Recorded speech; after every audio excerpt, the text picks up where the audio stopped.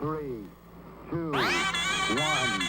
Welcome back, everybody. This is the end of the year was 1985. Here we have another guest, our first guest of season 3. Season 3, and a new set. New set. Hell yeah. We're breaking it in today. Breaking it in. Breaking it in the hard way. So here we have frontman and the soul, I would say, of Buried Beneath Me. Yeah. So for those of you who maybe aren't familiar, tell the people a little bit about yourself and a little bit what you're doing right now. Sure, yeah. So my name's B. As you said, I'm the frontman of Buried Beneath Me. And we have a new record coming out on October 24th. And you all were gracious enough to give me a spot here, so I really appreciate that.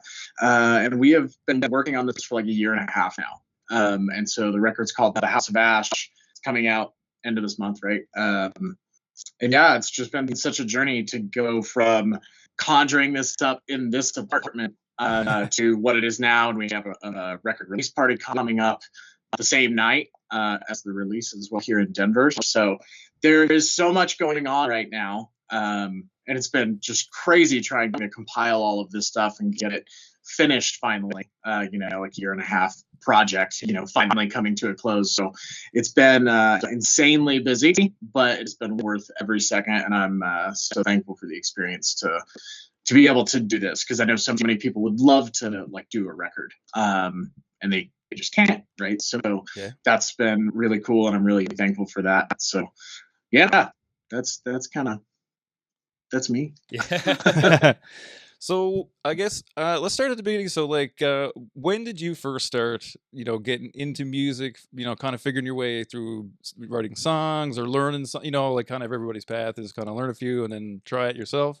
But let's get into that a little bit. So we're in the beginning, how old were when you first started playing and, doing that kind of thing? I was 8 years old. Nice. And it was a weird situation because I had never really seen a guitar or seen anybody play a guitar other than like my dad around the campfire. And so I went downstairs one day and I saw this guitar case and I was like, what is this? And I grabbed it and I opened it and I'm like, wow, this is cool. And it was just like an old, like one of those K guitars from like Sears or whatever. Mm-hmm. And I pulled it out of the case and I was like, this is like insanely cool. And as an 8-year-old, there was nothing cooler, than like a guitar. And so I asked my dad to teach me. He taught me a few things. And then it was really self-taught from that point up until I was like 13, maybe about 11. And then I went to this rock and roll camp locally from a studio called Doghouse Music Studios. And there they had this like all kids camp and they had some adult camps and stuff. But it was basically like you go there for a week and you learn all this stuff about the music business and you get to make a band while you're there. And you have 1 week to write a song and then play the song at the end of the week on Friday. So I learned a lot from that. My parents sent me to that, probably from the time I was 11, every summer, like once or twice a week, 1 or 2 weeks out of the summer, from the time I was 11 to I think 13 or 14. Nice. I think 13. And then at the end of that, I got to play the Fox Theater in Boulder. That was kind of cool. A little 13-year-old playing this massive, I don't know, I think it's 600 person theater or something. So a lot of fun. And then after that, I moved out to North Carolina. I kind of stopped playing for a while, maybe 1 or 2 years, and then moved back to Colorado, all for the purpose of picking it back up and getting back into the music scene. And I've done that.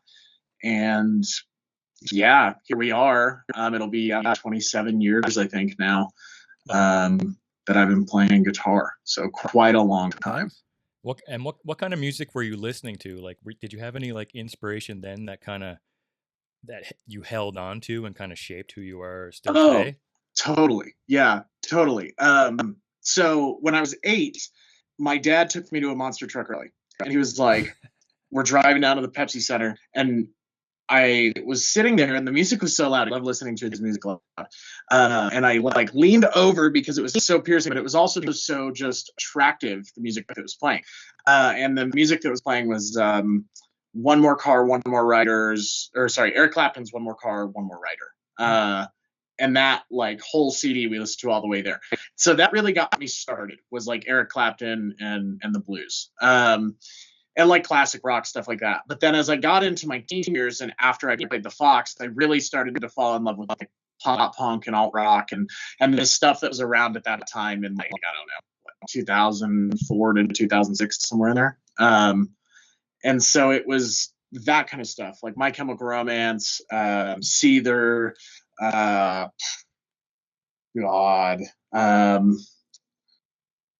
Yeah, I would say like anything essentially that Howard Benson has laid his hands on, right? Like if he has produced a record, I'd probably like it. So yeah, I really hung on to My Chemical Romance. That one really stuck with me. I still love that band. I have some tattoos of that band. Nice. And then yeah, Seether's still one of my favorite bands. So yeah. Yeah.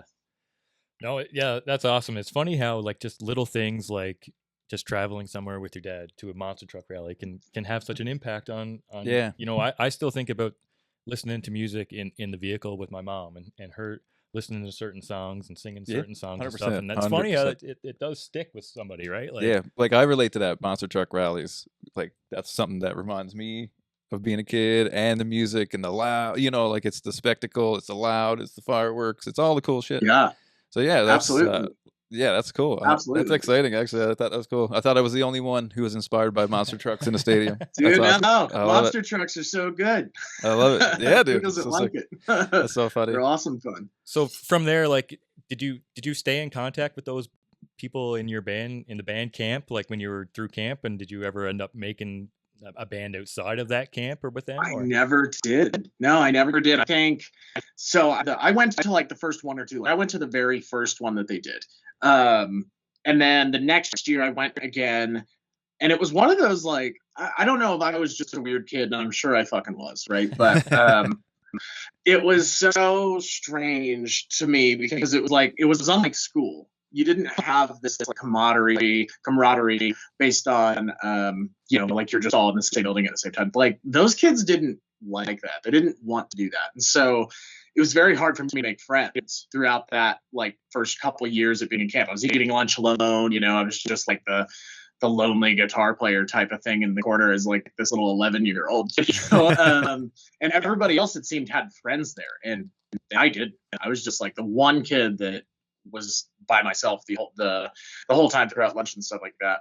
And so I kind of had that feeling throughout the whole process until year like 3, I want to say, is when I invited my friend who played guitar. Nice. And then we were some of the kids with friends, you know, and then we would see the kids that didn't have friends with them when they came in, and we'd be like, hey man, like, you know, come sit with us. You know, we were kind of the kids that just invited everybody. But no, never ever ended up playing any music with any of those kids. Like after they made CDs for us. They recorded us when we did our shows on Fridays. They would give us like burned CDs of the songs and a whole concert.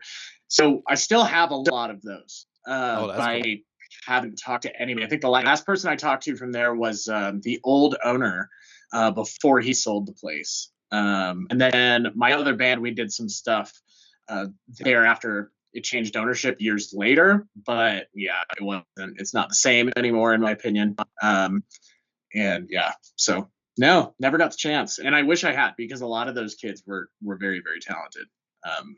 So yeah, I guess, I mean, we've all been to summer camps, and not necessarily stayed in contact with those people either. So No. But I think maybe with music, it could, you know, you never know. Like maybe music, go either way. music it connects people, right? I mean, yeah. So like after, I want to get into your guitar player. So, I mean, your dad's guitar was kind of your first guitar, but what was your first guitar that you felt like this was my own, and like this was my first guitar? Oh yeah, sure. So so we debate about this in the family too, because there's been a couple. So there was that one that I found, and then there was he had a couple more that I played on a little bit here and there when he would let me, and then the first one they bought me was like one of those little. It wasn't even a first act. I can't remember what it's called. So I know it starts with an F, but tiny little kid's guitar, acoustic, and they got a little hard case for it. So I had that, I don't know, not for very And then they figured out like, oh, might be into this a little bit. So they bought me a Squire Strat. I still have that Squire Strat. Yeah. It's just right over there. Perfect. So you're a Strat guy still, or have you Yes and no. For certain So things. I got picked up in 2021 by a company called Canoni King Guitars. Their company out of Russia. Oh, sick. And Victor and the team there have really helped me push forward as a musician, just from a brand perspective of sharing my stuff to a bigger audience than I could have on my own, because of their audience as a guitar company. So those guys make kind of strategy type things. They do like these Strat hybrid guitars. And I really like those. They have some new ones that they came out with that I am itching to buy. And they're definitely like Telecaster style, but they have humbuckers. And so they're pretty cool. I am personally, though, recently, for the past, I don't know, probably 5 years, I want to say, I've been playing in the Gibsons. Yeah, between them and then Canoni King. And I have a couple Strats. I have a Telly that I play with one of my other bands. But yeah, definitely like SG and Les Paul. Those two are kind of my go-to. And if Canoni King would make a double humbucker Les Paul, I would buy one and I'd probably rock that thing all the time. But they don't. They only have single pickups now. That's a lawsuit waiting to happen. Gibson will sue you. Yeah, and that's why they haven't done it. We've talked about that because I'm like, So you guys funny. really need to make a red and black Les Paul style guitar that has 2 pickups, and if you do, I'll buy it. And they were like, yeah, we'll do it. And then it comes out with a single pickup. I was like, what was the deal, guys? And that's what they told me. They were like, yeah, we can't. We don't have the money to go against Gibson USA. So No, good for them. Smart move, keeps them in business. For guys. Yeah. Yeah. So later, like you said, you've been working on this current album, The House of Ash, for over a year. A year and a half now. So where does that start? Like, where does the concept for that come from? And like, how long before you put pen to paper, you're thinking about this thing? Okay, so because there's like Deathbed was another song, and I took that song and flipped it on its head and did some stuff with it, and then rewrote the lyrics and it became Deathbed. So that one probably 2.5 years, maybe 2 years now. Mm-hmm. So that one kind of came out of the ashes that is buried beneath me. If I could put that kind of like a lore-ish way. Yeah. Yeah, and so that one kind of started it all off. And have you guys had a chance to listen to it? Yeah. Some of it, yeah. Most of it, yeah. Okay. So at the end of Deathbed, there's like this like weird kind of creepy Halloween thing. And I had originally made that way back when. And my producer got involved when we went to record that song. And I was like, yeah, I'm thinking like some carnival stuff, like some creepy old like piano, And he was like, okay, I hear you on the carnival thing, but what about like just like a graveyard? And I was like, that's not a bad idea. I might have to think about this. And so I went home, started writing lyrics kind of themed around that. And that's really where it all kind of started, was at Deathbed, which fans seem to love that song. It seems to be like our most played on Spotify, as well as all the one that really kind of started to bring fans together. And I started to notice more messages from fans, and I was talking to fans more so because of Deathbed. So that really started it. And then the concept and like the whole idea behind, I guess, the theme of the record, without giving too much away, it was kind of a place for me to let go of my emotions after something had happened with this band. So I started writing, and really The Villain and Failure's Penance, those two kind of came up first, and I demoed those, and I was listening to it for like 6 months while I was trying to work with Trash, my producer, to get these songs like written and finished, because I think we wrote 30 songs total, and then cut it down to 10 plus like 4 or 5 skits, and then we have 2 more on there that are copies of the other ones, but that's just to keep things congruent with streaming and stuff like that. So it's been a lot to write all of this and to come up with all of the theming behind it, because it's so very personal to me. But the other thing I try to do is make it relatable to other people, I guess, and memorable too. So it was difficult as a writer because I hadn't written in that way before. I'd always written, in my opinion, not as well. And so now that I went through this process, that also made me learn new songwriting techniques, and it made me become a better musician to figure out how to do things. And so it really gave me this new perspective on all of this music and all this thing that I get to do. And then the House of Ash was kind of born out of that. And then we started talking about album artwork, and we started talking about title for the record. And it used to be called Vampiric Burn Victim before we chose the House of Ash. And so there's just so much like that has gone on over the past year, year and a half, and it's just been a whirlwind. So yeah, it started with Deathbed, and then it just kind of moved on from there. And then Save Me, I think, was the very first song we actually recorded on the record. And then that one was like August, and we didn't start recording on the rest of the record until the end of September. So it's like kind of this weird timeline of how things happened. But yeah. That's the story of the record. That's good, man. It's awesome. Something I'm trying not to give things away or whatever. I'm trying not to get too deep into it, because I did listen to like pretty much all of it. It seems like how am I going to word this without giving too much away? There's a super say like whatever you want. There's a super. No, I'm not worried about you. You don't know enough. I guess, yeah, but either way, No, no, that's cool. No, it's like the album sounds really visual, and then you kind of like go across the the stuff that you've kind of put out across to be able to see the video, all that kind of stuff. Like, was that intentional to a certain degree, or was it kind of like those elements brought up the visual aspect kind of thing? No. So that was like, yeah, I see what you're saying. Yes, all of the elements within music videos are done on purpose. There are some things like you'll notice a lot of roses throughout the Buried Beneath Me universe. You'll notice a lot of like upside down crosses. There's a lot of mention of fire. There's a lot of mention of ash. All that kind of stuff. All of that is all done on purpose, for sure. And within music videos, same thing, all done on purpose. Nice. Well, yeah, to me, it is a very like cinematic feel, like whether like the music, the art, the music videos, you know what I mean? Like the villain, like theatric, like the villain music video. How does that like tie into the whole world of Buried Beneath Me? And how is it going to build off that and keep, you know what I mean? Is there going to be more albums that tie back into part two this? or that kind of thing?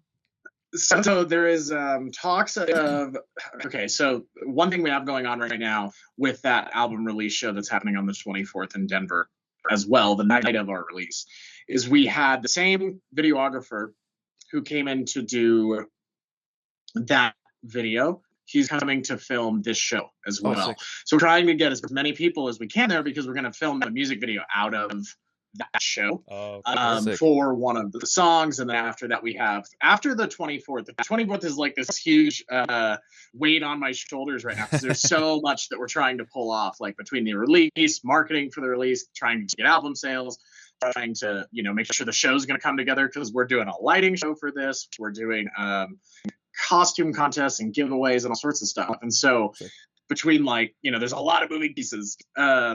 And so we're trying to get all of that done. And then after that, we're going to go and do some more music videos based on the songs that are more popular. So whatever fans tell us as far as, what's popular and streaming numbers and comments on videos and stuff will kind of gauge what it's going to be next for our music videos. But we definitely have something in the works. That night we're gonna be recording that, so we can use it very soon in the future for sure. Nice. So your album release party is at the Rick House in Denver, Colorado. How did you guys decide on that? Did you always know you wanted to play? That's where you wanted to have that, or were you kind of undecided and between places, venues? So the Rick House, like I had played there years ago, say 2022. Really like that venue. It's really cool. It's like a 500 person room. It's very metal feeling, and that was kind of what we wanted to do with this record. Anyways, because of the overall vibe of this record, we thought, well, why don't we have a party at a venue that matches that? And so the other options that I had in my head, um, they're either one, way too expensive, or two, it just wasn't going to work out in terms of logistics and what we wanted to do with our lighting, and do they even have the lighting that we need? Do they have a little bit of lighting that we can then add to? And the Rick House has that. They have a decent lighting system, and they have a lighting system that we can hook our own lights into. And so my lighting director, Dustin, he's coming down that night, and we have a rehearsal coming up there that's like a dress rehearsal for this. So that venue really it really adheres to what we're trying to achieve with this release. And it's very it's industrial, it's in like the middle of industrial Denver. And it's very just like, I don't know how to put it. It's just buried beneath me in a way. Fits. And when I first came up with this record, I first started listening back to all of the mixes that Trash had sent me. I had a vision of just playing that venue, and I was like, that's where we have to do this. We just have to. And so when we decided to book this event, I want to say beginning of August. It took us until about the middle of August to kind of get things worked out, and then the beginning of September to actually launch the show. And so within that time, it was so questioning because I hadn't booked gigs in so long, just because I'd been focusing on this record. I hadn't been pushing shows, right? Like I play with other bands, and we do a lot of shows, but this one has just been so put in the cave, it hasn't seen light of day recently. And so when I went to reach out, book these shows, or book this venue rather, everybody had shows. We couldn't find a headliner. We couldn't find a venue to do it in. The date we wanted was booked everywhere. They were the only ones that had a date available. And we were like, well, this is kind of perfect. Like happy accident, but also, a little worrisome. It almost it almost sounds like the venue kind of chose you. Almost like it was meant to be that way.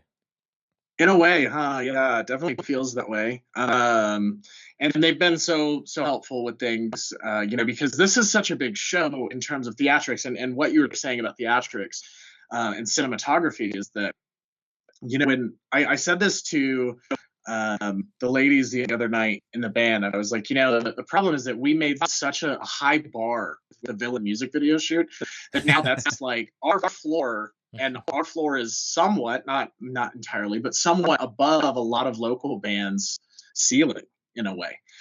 And so we have to keep that going. Like we can't drop that ball. Like we have to have a big show.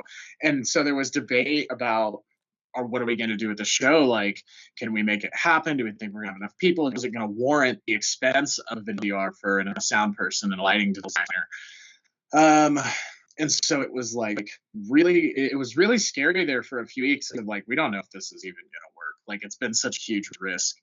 But we also know that with the level that we've set for ourselves, this bar that we have, it allows us to kind of step a little bit above bands that are just locally here that aren't really trying, let's get a gig at a bar and we're going to go do it. And then they don't market it or anything. And then it's like, well, this is why you guys aren't succeeding. You're not investing into what you want to do. Yeah. And so when we brought that up, it was like, what are we going to do? Should we just pay the money and get it done? And we decided to do that. And so, yeah, the lighting show I'm so excited for the lighting show, but the Rick House has been so helpful in that aspect of well, you guys can do whatever you want. If you want to book a rehearsal here, for a couple hours, come on in. We'll set everything up. Get your lighting guy down here. We can do a full blown rehearsal. And yeah, so it's very, very, very difficult to get all these moving pieces together, but it's awesome, man. It's so awesome. So yeah, venues has been very helpful. Very glad that one worked out. That's So, awesome. and again, so that's October 24th. Was that almost by design, having it so close to Halloween, or is that kind of what you were thinking, or was that a happy accident? Look at you. You're the first person to ask that, actually. So, wow, this is like a tidbit I got to give away. I haven't given this away yet. So, October 26th, I think, of 2006 was the release of the Black Parade by My Chemical Romance. And I thought, well, that record inspired the hell out of me. It really pushed me through that entire fall in 2006. So why don't I release a record that is, of course, not as grandiose as that, but it has its own like creep to it, you know? And I was like, well, that's pretty close to Halloween. It's on a Friday, right? Which is like music release day and whatever. So yeah, it was definitely by design. But that was why, because it was, well, they released it on the 26th. I want to try to steal some of that good luck and release it on the 24th. There you go. If it was a 26 on a Friday, we would have been dropping on the 26th for sure. Yeah, but that's awesome. I love hearing like little, tidbits like that. I mean, so thanks for sharing that. Yeah. So you've recently taken on some band members. You got Trash Dog involved. Like, so explain Trash Dog and then introduce your band members as well. Sure. So Trash Dog, he is now a great friend of mine. And when we started this, he was like an acquaintance through somebody who did my guitar setups. Or who does my guitar setups, and in the future that same guy will also be my tech. They live in the same house, you know? And so like I just met him through this guy, and we started talking, and then he mentioned that he was a producer, and I was like, cool. And I wasn't in the market for one at that time, and so like a year or two went by. I think it was probably 2, and I started, like all of this stuff happened with Buried Beneath Me, and I was left with this choice of, do I carry on with it, or do I just trash it and move on and start something completely new? And I kind of chose both. I have another band that I play with that I absolutely love. I love those guys. And then I have this still, and I kept this going. And so Trash there was something that I really wanted to do, which was to get a producer. I had never worked with one before, right? And so I was like, how do I go about doing that? And so I asked a whole lot of people. If you've ever heard of soundbetter.com, there's this dude on there, or no, it's artistmanagers.io, and they're like managers for artists. And I went to the manager of Lit, and I said, hey man, what do you think? What should I do with this? And he was like, I think you should keep going, but I think you should get a producer. And I was like, okay. And so I started, he was like, go to SoundBetter, see if you can find somebody. So I found somebody, but she was very expensive. Now, granted, she had the accolades to be expensive, right? But if it was like $5,000 a song. So that was like, all right, that's a little steep. I spent like double that on this record, but it was worth it. And finding the producer that was going to make it what I wanted it to be was so difficult to find. And so I like went through a couple people. I found that one, and she told me price. I'm like, I can't afford you. And then I was like, maybe I just go back to Trash. Like maybe I just go talk to him, and we discussed this. So we set up a call, and we started talking. I was like, at that time, I wasn't in the market to do a record. I was in the market to do just a single, and I had Save Me. And I was like, this is a song. What do you think? I think it needs some stuff. This is why we're talking. And he was like, yeah. Well, give me a couple of days and I'll send you notes. And so he gave me a couple of days. I gave him a couple of days, and he sent me this whole page of notes. And he was like, try this. I was like, cool. I tried all that, and the song was so much better. And I was like, wow, okay, now I get why people have producers. And so I really wanted to mix that song. So I ended up mixing that song, and we were both happy with it. And then I was going to send it to master and be done and release it. And then a few months go by. That was August. A few months go by. I really wanted to record a record. So I'd been writing that whole time. I'd written quite a few songs, and I was like, well, maybe I'll try somebody else. Because I'd use a producer at this point. I used Trash, right? I was like, well, maybe I'll try somebody else. So I started looking around, and nobody just gelled with me the way that he did. And nobody understood what I was trying to do with what I was doing like he did. And so I was like, well, man, Trash is he's the man. And so I went back to Trash and told him, this is what I want to do. This is what I want to, what I want to execute and what I've been thinking about. These are the songs that I have. And he's like, man, I'm so down for this. And like, I'm really excited to see what you do. And I really want to, be there and continue to be there throughout this whole process as it moves. And I'd be really interested in doing that. I was like, okay. And so we got the whole record recorded. There's a song on the record called Numbing the Pain. And there's this big gang chant in the middle of that song.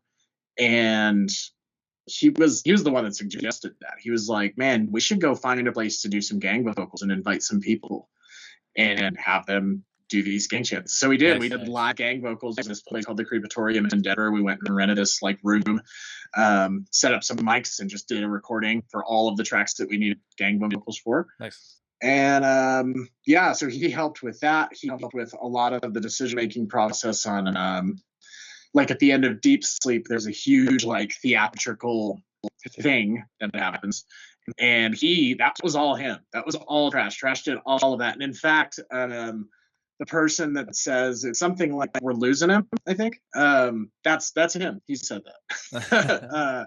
So yeah, he's been such a help throughout this whole process, and I'm so thankful to have him. And now we go out and play disc golf in the summer, and we're working on some more projects with this too. He's running our tracks for that night at the show. Oh, sick. He's just been such a huge help. He directed the Villain music video. He edited the Villain music video. He's been such a huge help of mine. So that's what Trash is. Trash is great. And then Sam is the drummer. Sam came along just before the Villain music video shoot. She was playing with another band locally. I saw her play, and I saw her stage presence. And I was like, this woman knows what the hell she's doing. This is amazing. And so we got done with that show, and I went up to her and I'm like, hey, you're fucking awesome. Like, you are so good. She was like, thanks, so are you. So she was like, I really like your songwriting style, and I'd love to work with you. I'm like, well, that's funny because I'm a drummer. And so a couple weeks, maybe a month or two went by, she ended up quitting that band. And that day, I hit her up and I was like, hey, now's the time. And she was like, yeah, totally. And so we met up and talked, and kind of got a scope of what we were thinking and making sure we were both on the same page. And I was like, well, look, I have this music video shoot coming up. It was already booked at that point. We had already rented a hotel that it was filmed in. We were already ready to go. And it was basically going to be me in this whole hotel just doing it. And I was like, this is not going to work. I don't know how in the hell I'm going to pull this off, right? Like Mammoth, right? Like that guy, he does that kind of stuff. But I was like, dude, I don't know, just sitting there thinking about that video, like, how am I going to do this? I'm not that interesting. And so, Sam agreed to come on for that video. And she did such an amazing job. Like her stage presence and a lot of what she did in that video, I think made that video so much better. And so she was kind of with me basically January, and then just recently we got Violet on bass, and she started, I want to say like June. So very, very, she's new. She's like super, super fresh. But she gels really well. She's a great player, and she's committed. And I mean, that's really all you can ask for at any point in time is those couple things. Are you practicing, and are you committed, and do you want to help move it forward? And yeah, she's all of those things, which has been great because we tried to get quite a few bass players between January and June, and none of them worked out.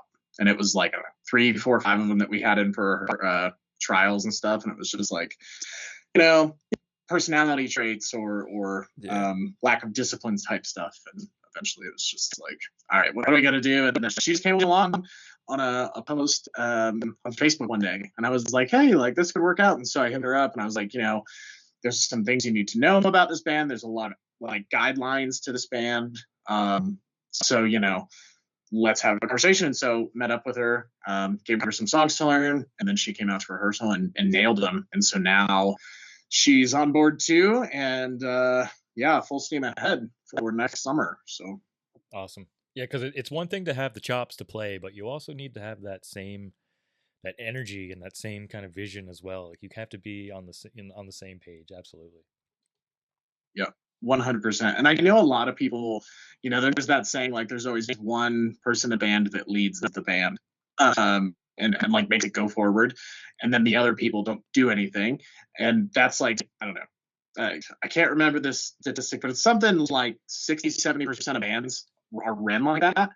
And with those two, it's so nice because I know what I want to do with this brand and the band and the record, right? But they get that and they understand all of that, and they're like, yeah, no, and they give me ideas all the time to make it better. And so to have those kinds of people that understand, I'm like, yeah, I'm not just trying to run this. I'm trying to bring us all up with this. It just so happens to be the ideas I'm having that I'm putting into work and that we're working that are working. And so, yeah, have them be supportive of that, and then also be willing and open enough to say, hey, yeah, like, we'll help you, and we have some ideas too. So yeah, they're fantastic. How's the Denver music scene? How's the response been so far? So this is technically Buried Beneath Fernie's first show back as a group. We had, I want to say, 1 or 2 shows with some fill-in members. But other than that, like, this is the first one with both of them on the bill. Oh, okay. So we don't know yet. And all of these songs, I think at that time I played maybe The Villain and Let It Burn and Save Me and maybe Village Pet. I played like maybe 4 of the new songs because we were, God, I think that was maybe July before the October that we started recording last year. So, okay. It was very, it was like very new and fresh, and I didn't have a lot of those ideas yet. So we'll see how it goes. We don't know quite yet how this is going to be taken. But from all of the people that we've shown this record to, they're like, yeah, it's awesome. We're excited to hear it. And all the people that are in the local scene are like, this is going to fucking slap. Yeah, I mean, well, the effort is absolutely there. I mean, to have a whole lighting set up and all the theatrics and stuff like that, like it's a very well thought out plan. It sounds like. Yeah, thank you. Yeah, it's been a whole mess of little details, So like the radio that's in The Villain, that radio is going to be on stage with us, and it has its own role that it plays not only in the record but also in our shows as well. And so it's kind of like its own character in a way, and the lighting show helps bring it to life. So yeah, it's been a lot of like, how can we integrate all of these things that we've taken and made and put into real life, and now bring them take them out of, I guess, like the ethereal world and bring them into reality via a show. And so we've been working on that process. So yeah, thank you. Yeah, it's been a lot of thought process that went into this whole thing in general. Perfect. Like, yeah, honestly, yeah. It's I wish we could be a part of it. I mean, it sounds like it's going to be one hell of a time. It does sound wicked, to be fair. And to be like, the record sounds awesome. Like it sounds modern. It's got some flavor. Like, I don't want to get too crazy, but like it is super. It's super good. Super good. Thank you. Yeah, we had. I mean, you guys probably know who Sleep Token is, right? Yeah. So the mastering engineer for Sleep Token mastered this record. Oh. He mastered the musical parts. He did not master any of the skits, but he did do the musical parts. And honestly, that dude, his name's Steve. Steve Carey? Steve Carey. Yeah, and he made this record thump, man. Like when we first did it, Trash had mastered it. He mixed everything but Save Me, and then he went to master it. And I was like, all right, we kind of got settled on masters, and we were like, all right, this sounds pretty good. And then just talking to people, they were like, I don't want to master on this. I was like, man, if I've learned anything from this record, little tidbit of information is that a lot of these songs, when they were recorded and we were going through the mixing process, when we had a mix that we liked and we thought, oh, this mix is going to stay, we would go to the Submit Hub and we would get on Hot or Not, and I would send out these tracks and just be like, what's the opinion here? And that's actually how we stepped up Villain. We made Villain go from like this kind of okay mix, like you can hear mix 1 now on Spotify, that's out there. And people were like, this is no good. It has like a basketball sounding snare drum or a kick drum, and then the snare's horrible, and like they really tore it apart. And so I was like, well, I can't let that fly. There's no way I'm letting that fly. So we went back to the drawing board a couple times to really get, just like sound that we thought people would like. And so everybody was like, I don't love these masters. This is just not it, And so we were like, well, what are we gonna do? We're kind of stuck because we had other mastering engineers that we could approach, but it was like, we've come so far, we've done so much, we really want to go through and remaster it. So then I was running a set of ads in the UK, and Steve Carey followed us, and I was like, well, that's freaking cool. Like, let's see who this dude is, because I didn't know who he was at that time. I had no idea, honestly. And so I clicked his profile, and I was like, mastering engineer. And, as a musician, right, you get a bunch of those people that are like, I'm a mastering engineer, let me work with you, and I'm just like, yeah, whatever, dude. But I was like, oh, mastering engineer. So I was like, who did you master for? I started scrolling, and I'm like, oh, you're like a mastering engineer. Yeah, this is like really what you do. Yeah, insane, right? And I was like, that dude's, okay, that's cool, right? Because I think Damocles had just dropped when this had happened. Oh, okay. And I was like, that dude did that song. That's freaking cool. And so one day I followed him back, and just kind of left it at that. And so one day he posted a thing on his story, and he was like, hey, I'm trying to make some updates to my website. What would you all like to see? And I already been to his website, and he didn't have any pricing. And so I messaged him back, and I was like, well, like, if you respond, it's cool. If he doesn't, cool. And I was like, honestly, man, I think a pricing sheet would be cool. Just like starting rates, what would one song be? What would, is there discounts or whatever? And he got back to me like right away. And he was like, yeah, I'm working on a pricing sheet soon. I'll get that out to you. And he was like, just so you know, I do tracks for this much if you ever wanted me to do something.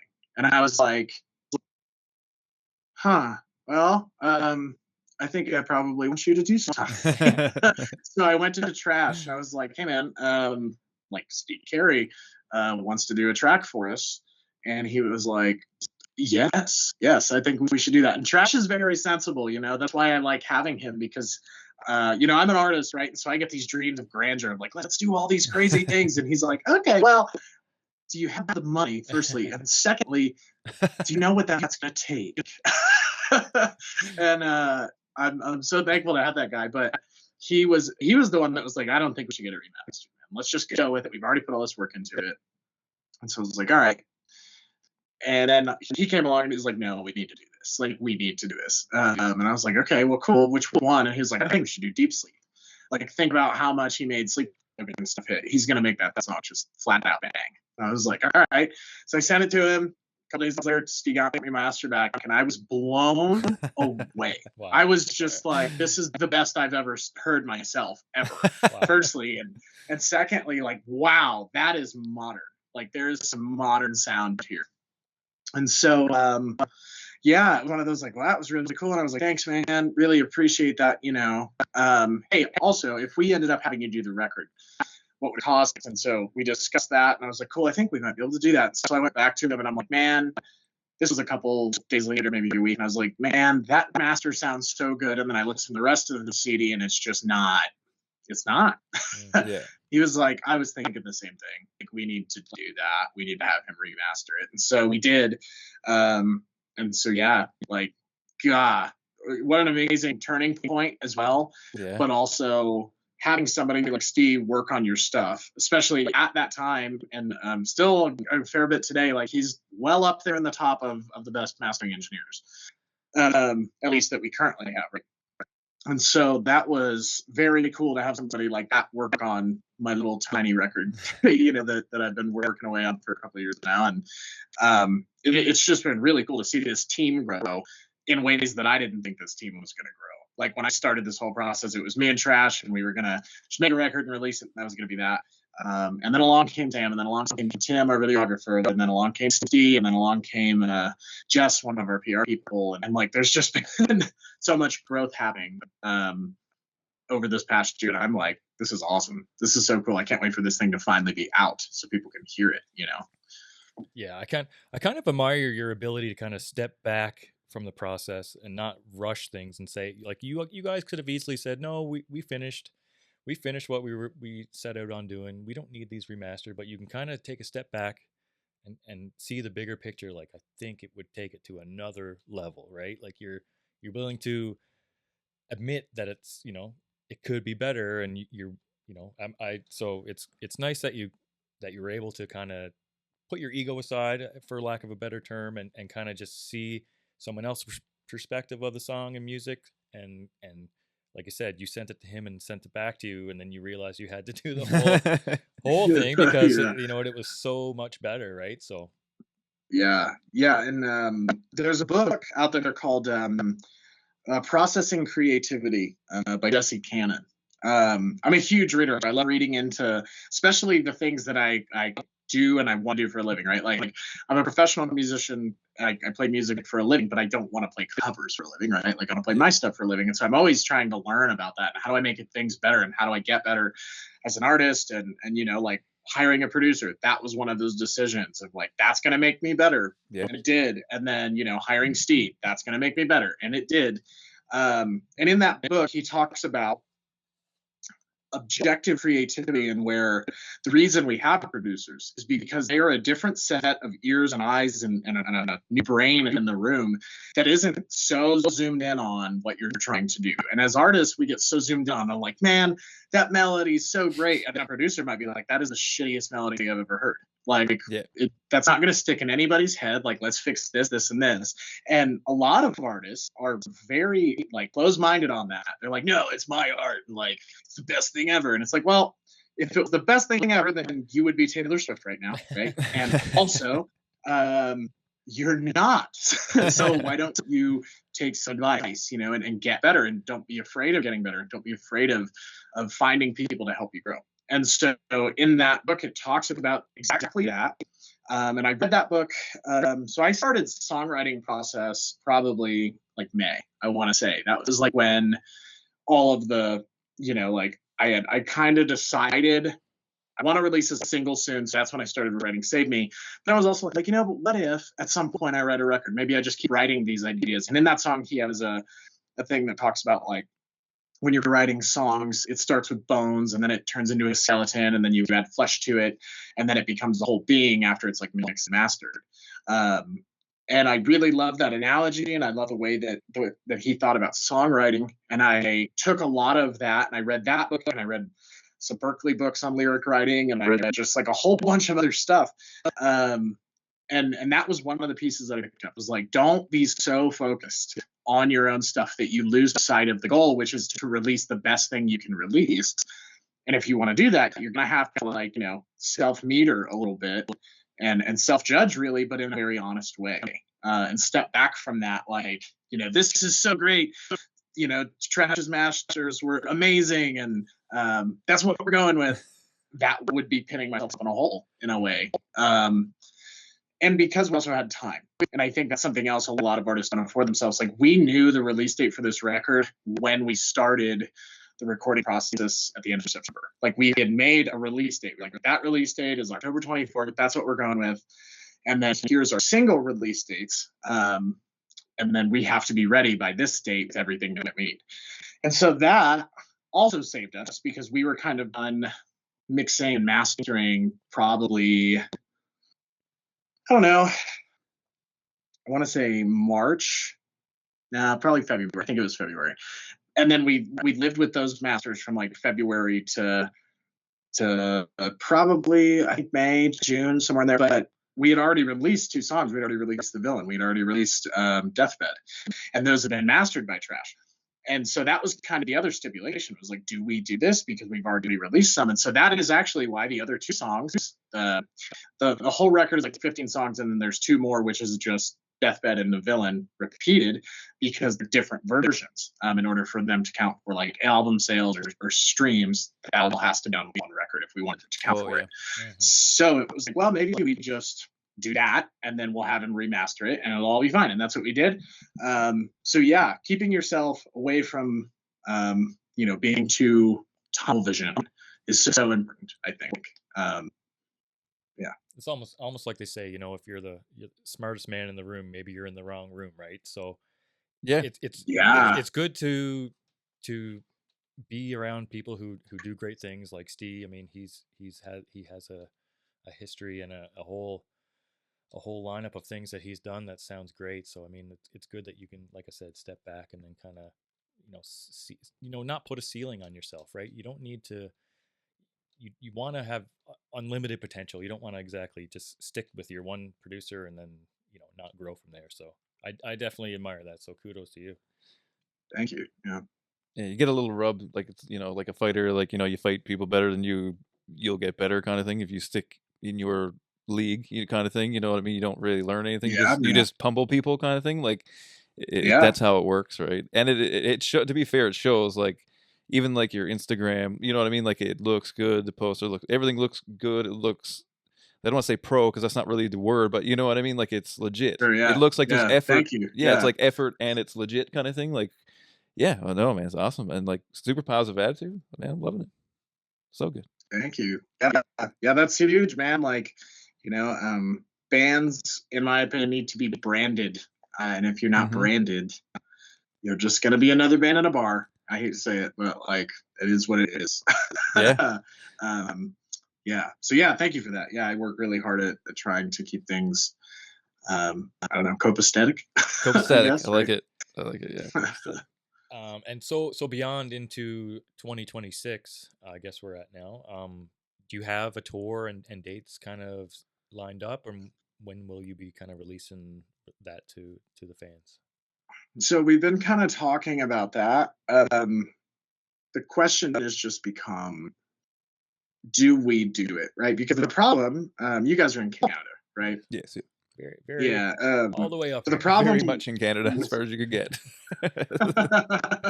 The problem with the U.S., especially where I'm located, is that like, man, it's the West, right? So like to get out of Colorado, I think is like, I don't know, 6-7 hours from where I'm at currently, and then to get into New Mexico, right? And then to go down, like whichever way you want to go, and if you want to go to California or Texas and on to the east, or the other way and go to Los Angeles and California, right?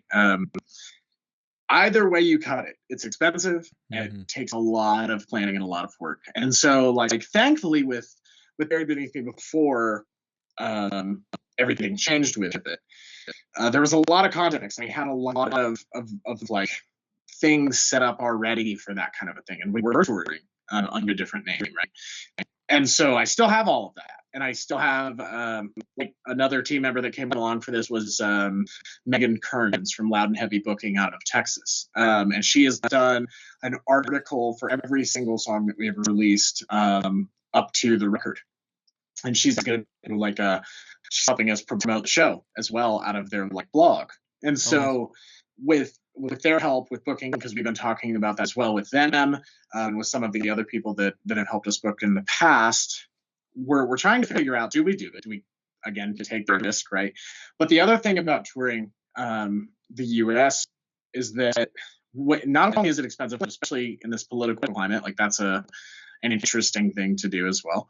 And then you also have the added issue of, are you gonna drive 8 hours or 10 hours or whatever to play to nobody?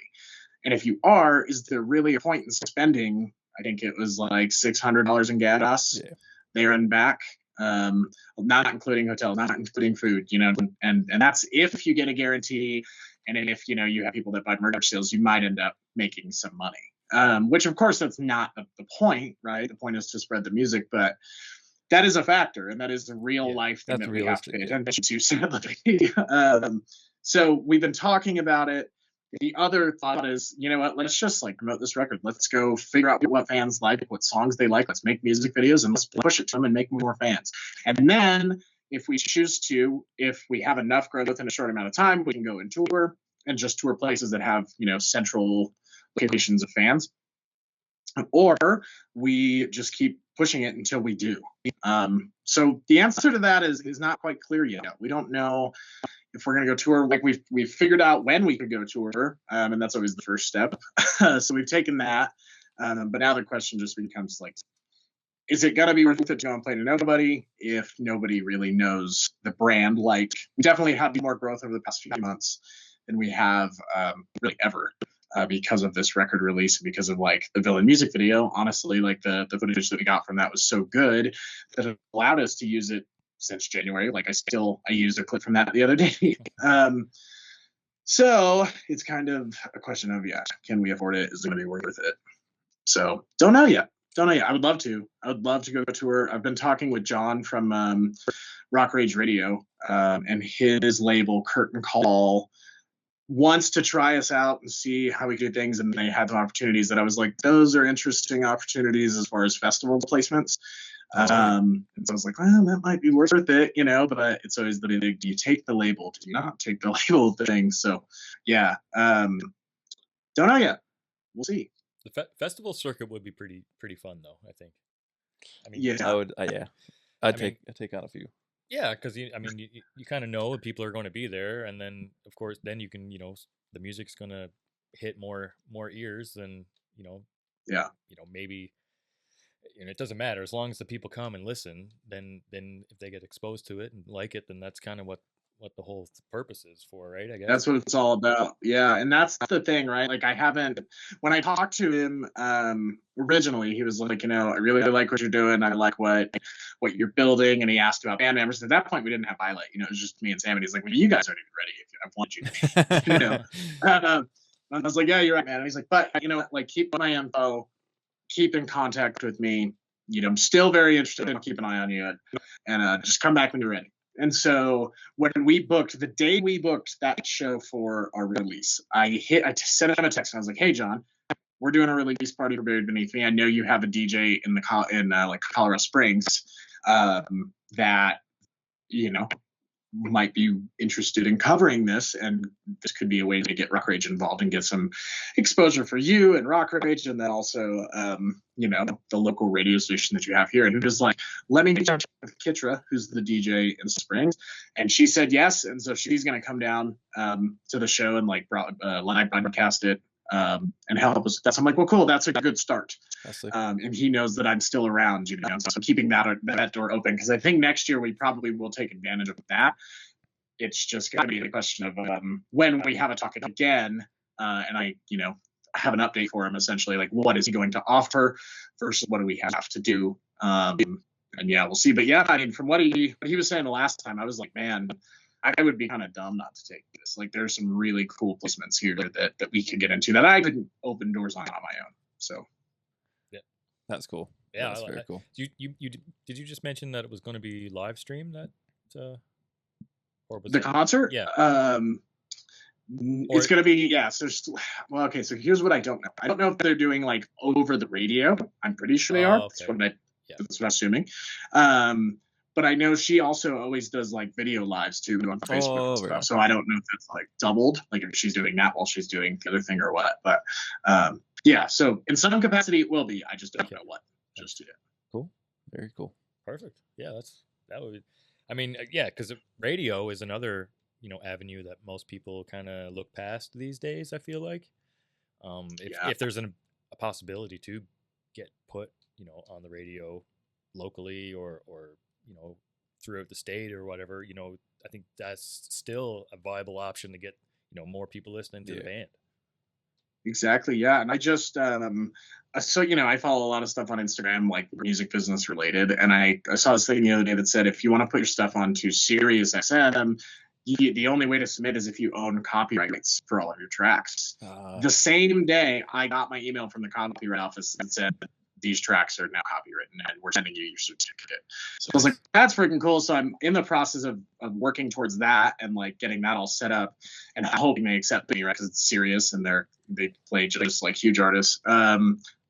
But yeah, there's another radio station out of Denver called Kind of Vague Radio. And there are like 89.3 FM, I think, I can't remember. But they've been playing my stuff for years of my old stuff. And so I reached out to them too, and I was like, hey, do you guys want to play some of this new stuff? They're like, of course. And then I invited them to the show to do the same thing that Rock Rage is doing. And they haven't gotten back to me yet. So we'll see what they say. I mean, well, they got back to me and they're like, if we can make it happen, we totally will. We just got to inspire Pro. So I'm waiting for confirmation, I guess. But yeah, radio is a huge thing. Like, and that was another thing. Jesse Cannon has another book, like How to Make 10,000 Fans, I think, in X amount of days or whatever. I don't know if I would hold it to that claim, but it has some amazing information in there, like stuff that just blew me away. I mean, it's like that thick. It's a huge book. Took me a couple months to read through it and really digest it and use some of the tools that it gives you. But in there, it said, like, don't underestimate internet radio, because there are a lot of listeners out there that listen to internet radio. They either have it in their restaurant or their bar or their store or in their business, and you could have your songs heard by tons of people. And even though internet radio streams pay less than like terrestrial radio, who cares? Right? It gets your music out there. Yeah, it's overlooked for sure. I think I try to put myself on as many radio stations as I possibly can, whether it be terrestrial or internet. It doesn't matter to me. I think Rock Rage Radio, last I checked, had it was something like 30. I don't know. It was a lot of freaking listeners, like in the millions. That's what I will say that, because I don't want to be incorrect, but I know it's in the millions. It was insane, and I was like, "That's internet radio for you!" Like worldwide, over a million for sure, and over multiple millions. I know, but yeah, overlooked, absolutely. Oh man! So again, album release party, October 24th at the Rick House in Denver, the House of Ash. Yep. Like I'm super stoked about it. Yeah, I think it's gonna be incredible. So for everyone who's going to show up, tell them a little bit what they can expect, and just like again, like just I know you're excited about it and stuff like that. Like it's going to be sounds like a great time. So just what kind of experience that the fans are going to go home with? What are they going to be left thinking about when they leave? Sure. I mean, my hope is that you walk out the door with a Buried Beneath Me record, and that you you're singing one of the songs, then you get in your car, you open that, and you put it in your CD player, for those of us that still have those. Because that's my goal, right? For them to leave feeling just like, oh my God, that was insane, especially for a local band. But like I said, like we have our lighting directors planning a whole show for us, and that is going to be synced to all of our music, so that's going to be freaking cool. Like there's so many things that I sent him, and I had so many ideas for things that were going in my head about these songs and how we could light the stage. And he was like, yeah, man, no problem. We could do all of this. This isn't above, what I'm capable of, and it's not above what the venue's capable of or what I have in lighting. We can achieve what you want to achieve. And that usually people don't tell me that. They're like, let's tone it down a little bit. Like you can't have fire, which they did tell me that, but hey, I'll take a full blown lighting show, right? So we have the lighting show set up. We're going to play the record front to back. And then we have the Shakes opening. They're like a Denver kind of like alt metal band, alt rock type of thing. And then we have Low Key Genius, which is my other band. That's a pop punk cover band. So I'm pulling a doubleheader that night. I'm doing that show, and then they're getting their stuff off, and then I play the Buried Beneath Me show, and then I can finally get off stage. So that's going to be like a 2-hour set for me. So that band, a lot of fun. Low Key Genius is like all pop punk covers from the like early to mid 2000s, right? Nice. So we just played a wedding not that long ago with that band, and man, what a crazy time that was. Like, have you ever seen screaming at a wedding? Because it happened, and it was freaking cool. But yeah, they're gonna be there. We're planning some stuff too, some interludes and some special things that Low Key Genius does. And if you're a Low Key Genius fan, you'll know about that. And then us, and then Immortal Sin, who's like a classic metal band. They kind of remind me a little bit of Metallica. They're headlining. They have a bigger following around Denver. And then we're doing, so if you buy a ticket that night for your $15, I guess if you buy it that night, it's $20. If you buy it pre-sale, it's $15. Regardless of which way you buy it, you're getting entered to win one of 3 free copies of the record. One of those entrances will have a flag, like the one behind me, in it as well, that you're going to win. And then we're having a costume contest. So if you wear a costume and we pick you for the winner, you're going to win a flag and a record. Then I think I thought there was 1 or 2 other things that we have that we're giving away. Yeah. So I know those for sure. A lot of things that we're giving away. All of these awesome local bands. We're having it's a Halloween party and a costume party, so it's going to be just like crazy. And then to top all that off, we're filming it all, and we're doing a music video. So it's going to be a lot for your 15 or $20. So if you want to come check it out, get a ticket, and come down and have a great time, because it's going to be a blast for sure. Yeah, it's like honestly, Incredible. It sounds like you thought of it all, man. Like Yeah. that whole thing with like that people will leave remembering that, like, wow, like everyone was all dressed up and this person won the Halloween costume contest and they got the record and a flag. Like, I mean, you have everything set up. It seems like the wheels are in motion, man. It seems like you're on the right track for sure. Yeah. Let's hope, man. We've also had a lot of coverage from our local publicity as well. Awesome. There is a Colorado Community Media that's probably the biggest one that has covered our press release of this. We had Do 303, Denver 365, Denver Nightlife, the Center on Colfax covered it on their calendar. Like, I don't know if Westward ever did cover it or not. We wrote to Westward a couple different times, but they're hard to crack, it seems. Denver, was it Denver Post, or I can't remember what the other big one was, but there has been quite a few like people and outlets that have helped us cover this show. So with any luck, we will get people from those outlets as well as our organic sources being selling tickets on our own as bands in the venue. So hopefully it'll turn out. I mean, we tried to make it so that people have a reason to come out, but you don't just have one reason. There's like 10, the other thing is so Buried Beneath Me is giving away a merch package, which is a flag, a CD, and then our Rising Get EP, which is like, there's 2 bonus songs on here Sick. that are not released and won't be released except for on that CD. So we're winning that, and then Low Key Genius is throwing in a shirt. Immortal Sin, I believe, is throwing in a CD and a shirt as well. So there's a chance to win a whole band package full of stuff. So yeah, we tried to get like every angle we could. We even thought of like, maybe we should bring in a comedian. Maybe we should bring in. We have some people in our community that are for lack of a better term, pole dancers, but not like nude pole dancers. And they do like aerial shows and stuff. Yeah. And so we thought about bringing them in too. And so it was just like, God, there's so many options here to add value. And that was the biggest thing. Like, how do we add value for people? Because we know it's Halloween week, right? Like, there's so many different shows. There's so many costume parties you can go to. How are we going to make ours be bigger? And here's the kicker. On top of all of this stuff that we have built, there's another band in town called Between the Buried and Me that same night. Couple, I don't know, 30 miles away, 25 miles away. So course, like eerily similar. Yeah, and I don't know how that happened. Like, I do not know how we landed on the same night, but we did. So yeah, it's really been hard to like battle that band's SEO, right? Because they're in like Ticketmaster and Live Nation, and this show is not. And so it's kind of whoever has the ticket sales and the ad budget kind of wins the SEO game, right? And so just off of organic reach, we have been really doing very well. Like, if you could just Google Denver Halloween Party October, ours is the first that pops up, both from the AI thing and the first post from Denver or Colorado Community Media. So awesome. I'm like, cool, we're sitting pretty, that way. Now let's just hope that people really come out.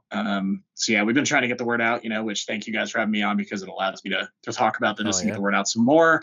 Because yeah, we just want everybody to come out and have a good time. And the other part about that is we're having a music video, so be in the music video and come be in that moment with us, because that'll be something that's remembered for quite some time now. Like, this is our record release party of the first album of this band. So yeah, trying to add a lot, trying to add as much as we could to make it huge for everybody. Definitely, everyone's going to get their money's worth that night. And I mean, it's a culmination of 2 years plus. I mean, your whole lifetime working up to this moment. And like I said, it's so interactive and so like fan friendly, and people are going to be in the music video. I mean, people aren't going to want to miss that. No. So tell everybody where to follow you, where to find tickets, where to track you, whatever, where to listen, everything. Let everybody Socials. know. Pump your stuff. Sure. Yeah, so you can, I'm going to say this first, you can go pre-order the record. We're shipping the records on October 20th. If you're in Canada or other countries, we do have shipping options for that. Nice. If you buy something in another country, then it'll flag and I'll see it, and then I'll have to like do some talking with you to figure out how much it's going to cost, stuff like that. But we have that, so you can get the record pre-ordered at buriedbeneathme.com, and then I think it's /# or you can just go to buriedbeneathme.com, scroll down, and you'll find it. So you can buy the record there. You can listen to all of our stuff, find out all of our social media links on buriedbeneathme.com as well. Facebook is just Buried Beneath Me. Instagram is Buried Beneath Me Official. We're on Bandcamp. We're on, I don't think we're on TikTok. We're on Threads. Yeah, so you can find it there. We're on all major streaming platforms as well. Check us out on YouTube, Buried Beneath Me. I think it's Buried Beneath Me or Buried Beneath Me Official, one or the other. But you can find all of those links at buriedbeneathme.com. So if there's anything that you want to know, you want to see, you want to buy a shirt, buy an album, buy tickets, any of that kind of stuff, buriedbeneathme.com. If you do want to buy the tickets, I will just say go to buriedbeneathme.com /release-party, and it'll take you right to the landing page for the show. Awesome. Incredible. V, it's been such a good time talking to you. I appreciate you having on our opening guest for season 3 here. Yeah. The end of the year was 1985. We appreciate you so much, man. Yeah, thank you guys so much. Thank you. Hey, what's your favorite record out of the 80s? Oh, geez. Well, 80s. It depends on the style.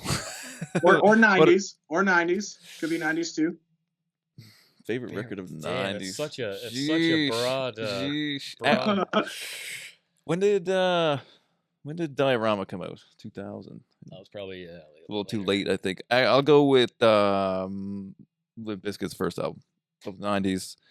80s. I want to do 80s. There's a couple Cars albums I really like from the 80s. Actually, you know what? I'm gonna go with what am I trying to say here? I keep wanting to say Steely Dan, but that's not what I'm looking for. Because Steely Dan are not on the list. Money for Nothing. What am I looking for here? Dire Straits. Dire Straits, yeah. That's what I'm looking for. Great record. Great record. For me, I would probably have to say, I mean, the first ever CD that I actually owned that was mine was Pearl Jam 10. That's a banger too. That's a great record too. Right, and then for 80s, well, I always throw it back to the number one song at the day of my birth, which is Tears for Fears. Everybody wants to rule the world. Freaking banger as well. Oh, okay, nice. I was not expecting Tears for Fears. Yeah, I'm a nice. big Tears for Fears fan. Almost, it's my little comfort music. I'm in there with you there. I'm with you on that. I'm down. Yeah, great record. It's really hard to pick like favorites because it's like sometimes it's like the song is wicked, sometimes it's like no, the whole album's wicked, or like this particular album is wicked, or like this. Yeah, it's a whole thing. I have a hard time picking favorites. For sure, yeah, especially records too, right? Oh it's like, man, for me, every record, every song on the record has to be good, and that's a hard thing to hit for sure. Yeah, it's like when people ask your favorite band, it's like this is really my favorite band, but is it really my favorite band? Like. What day? It changes every day for me sometimes. Yeah. That's fair. Yeah. Just depends on what you're into. Depends on your mood. Yeah, exactly. My friend, it has been amazing. Thank you so much again for coming on. And thanks for coming on in short notice. Amazing. Yeah. Awesome. Yeah, thank you guys. Thank you so much. Really appreciate you, and I'll be watching more of your episodes. Glad I found you guys. Awesome. Really, really love it. Thanks. Yeah. Appreciate it. Thank you. Goes both ways, my friend. But it has been another episode of In the Year was 1985.